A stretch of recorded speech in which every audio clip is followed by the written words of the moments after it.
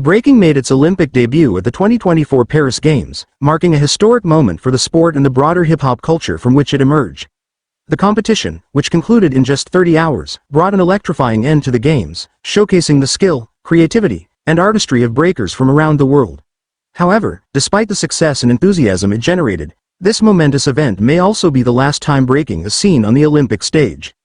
Victor Montalvo, known in the breaking world as B-Boy Victor, became the first ever Olympic bronze medalist in men's breaking. Reflecting on the experience, Victor expressed a mix of pride and nostalgia, acknowledging that he and his fellow competitors might be the last to achieve this feat at the Olympics. "It's just a win for all of us," he said. "I'm just super happy for breaking and hip-hop culture. We represented, and everyone loved it." Breaking, often referred to as breakdancing, is more than just a sport. It borders on art, deeply intertwined with the roots of hip-hop culture. It's a world where every battle is fueled by a blend of fierce competition, mutual respect, and sometimes personal rivalries. Yet, on the Olympic stage, something different happened. According to Victor, the atmosphere on Saturday night felt unique, as if all 16 male competitors were united, working together to showcase their passion and talent. The stakes were high. Olympic medals, bragging rights, and potential endorsement deals were all on the line. However, when the final battle ended, the spirit of camaraderie triumphed over competition. B-Boy Phil Wizard of Canada and B-Boy Danny Dan of France, the gold and silver medalists respectively, embraced and walked towards the crowd with smiles on their faces, epitomizing the unity that characterized the event. For Phil Wizard, whose legal name is Philip Kim, winning gold was a monumental achievement. "For us, as of now, this is the one and only," he said, acknowledging the historical significance of the event.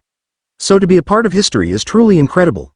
Danny Dan, born Donnie's Civil, echoed these sentiments, cherishing the moment as much for the experience as for the victory. The inclusion of breaking in the Paris Olympics was a strategic decision by the International Olympic Committee, IOC, led by President Thomas Bach. The goal was to attract younger, social media-savvy audiences and align with the local organizers' vision of a more urban Olympic Games. Breaking, with its vibrant energy and deep connection to youth culture, seemed like the perfect fit. Yet, from the outset, there were doubts about its longevity as an Olympic sport. Typically, a sport is not considered a core part of the Olympic program until it has been featured in at least 3 consecutive games. Breaking will not meet this criterion, as it is not scheduled to return in 2028. When the organizers of the Los Angeles Olympics were given the opportunity to propose new sports, they chose flag football, cricket, lacrosse, and squash over breaking, despite the dance's deep roots in the U.S., particularly in the Bronx where it originated. This reality was not lost on the breakers who competed in Paris. They knew that their moment in the Olympic spotlight was likely a one-time event.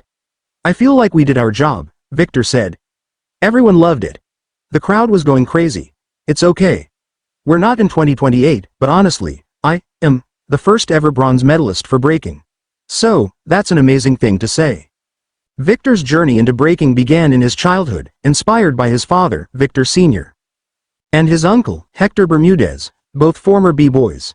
When Victor Sr. demonstrated his breaking skills to his son, it sparked a passion that would eventually lead Victor Jr. to the global stage.